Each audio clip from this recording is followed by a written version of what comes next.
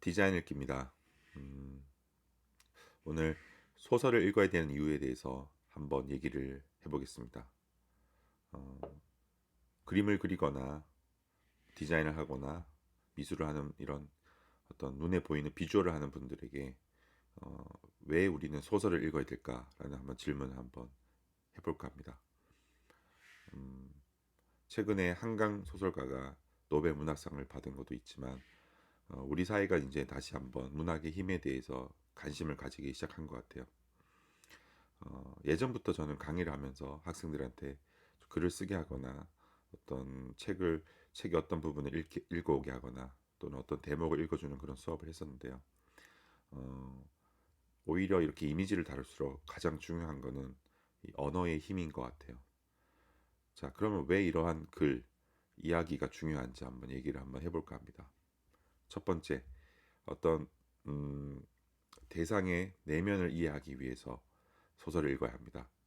만약에 여러분들이 음, 어떠한 안개라는 단어를 한번 가지고 글을 써보라고 하면 보통 사람들은 안개가 가지고 있는 어떤 뿌연 느낌이나 불투명한 어떤 이미지, 흐릿한 어떠한 질감들, 이러한 어떤 눈이나 느낌에 관련된 용어를 가지고 대상을 이제 불러내게 되겠죠. 그런데 안개와 관련된 거를 어떠한 정체성의 어떤 혼란으로 의미를 확장하게 되면 안개를 통해서 내가 이 땅에 놓여 있는 어떤 불안감, 그리고 또는 타자로서 내가 상대방한테 인정받지 못한 어떤 정체성의 불명확함, 이러한 현실에서 느꼈던 어떤 고민과 이야기들을 안개에 빗대서 글을 쓸 수도 있게 되겠죠.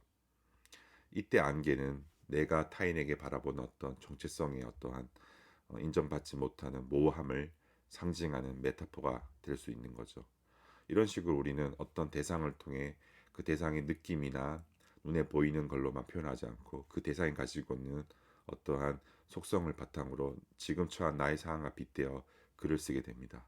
이런 식으로 인간은 자기의 어떠한 시선 아래서 대상을 바라보기 때문에 훨씬 더 내면적 이야기를 할 수 있는 거죠.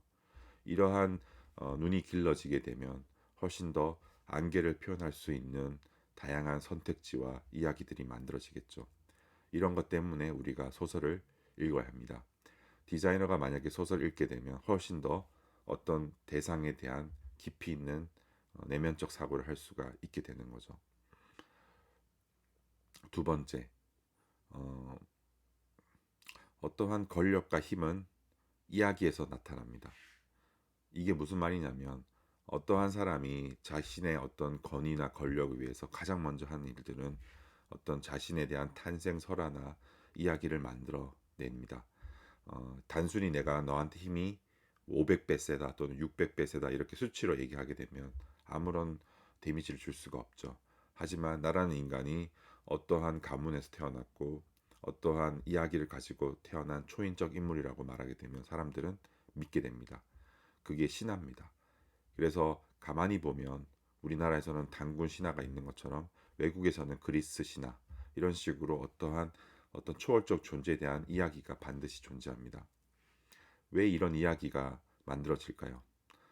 인간은 어떠한 어, 현실을 인식할 때 크게 세 가지로 세상을 인식한다고 합니다. 첫 번째는 객관적인 어떤 현실입니다. 이거는 지금 제가 여러분한테 말하고 있는 이런 얼굴, 마이크, 안경처럼 눈에 보이는 이러한 존재들로 이루어져 있습니다.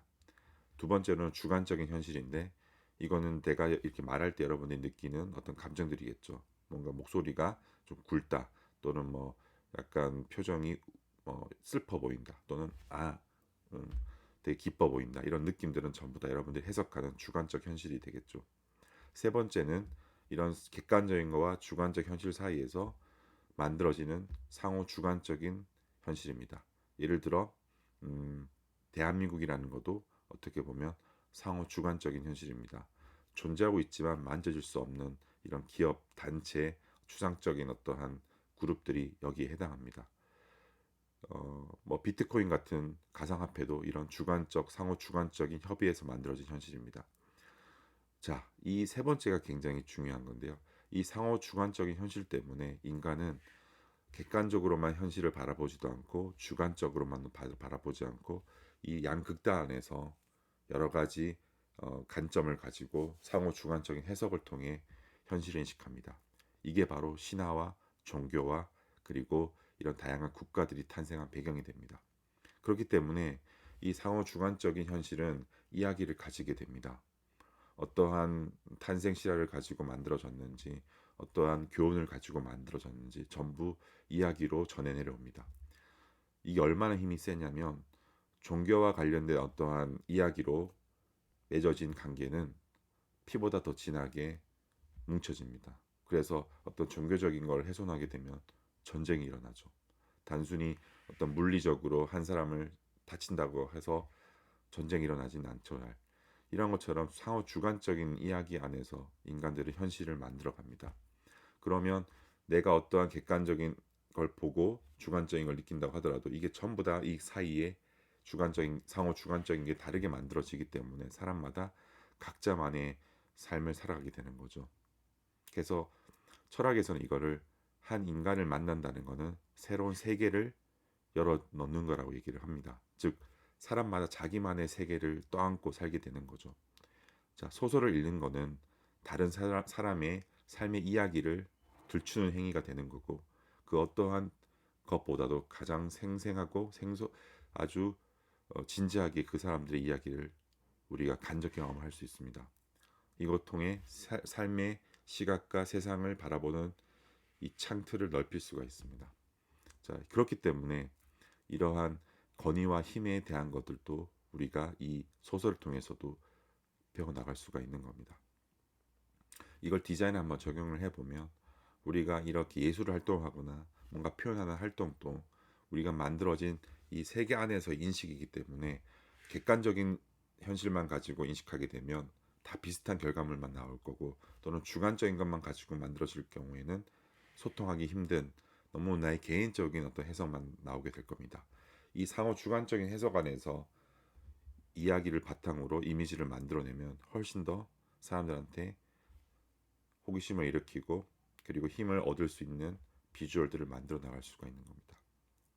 자, 이런 거죠. 예를 들어 보면 여러분들이 어떻게 무엇을 만든다고 했을 때 똑같은 의자를 만들게 되면 각진 모양의 어떤 객관적인 현실의 모양을 만들겠지만 의자를 통해 느끼는 나의 주관적인 느낌, 이 의자에 관련된 어떠한 개인적 감정을 들어가게 되면 어떤 예술이 되겠죠. 하지만 이 두 가지를 바탕으로 의자가 가지고 있는 어떤 권위와 힘을 바탕으로 어떤 권력자 이야기를 해나가게 된다면 훌륭한 소설을 해나갈 수 있을 것입니다.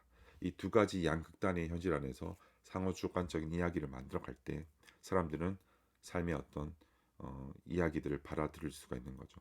디자인도 마찬가지입니다. 눈에 보이는 객관적인 어떤 현실과 감각적인 느낌 외에도 이 사이로 오갈 수 있는 시각을 가지기 위해서는 반드시 문학 그리고 철학, 이문학적인 소양이 필요한 겁니다. 자, 이렇게 두 가지를 한번 정리를 해보면 어떤 대상의 내면을 이해하고 또 어떤 세계 안에서의 균형 잡힌 시각을 기르기 위해서는 이렇게 우리가 소설을 읽어야 되는 이유입니다. 그리고 이를 통해 우리는 힘 있는 비주얼을 만들어 나갈 수 있는 거죠. 한번 이러한 생각을 가지고 한번 여러분들이 한번 이미지를 한번 만들어가 보거나 한번 바라본다면 모든 우리가 만들어낸 이런 눈에 보이는 이런 기호들이나 이미지들은 전부 다 이 두 가지 이야기 안에서 만들어집니다. 한번 여러분들이 한번 관심을 가지고 한번 소설을 한번 읽어 나가 보시길 바랍니다. 감사합니다.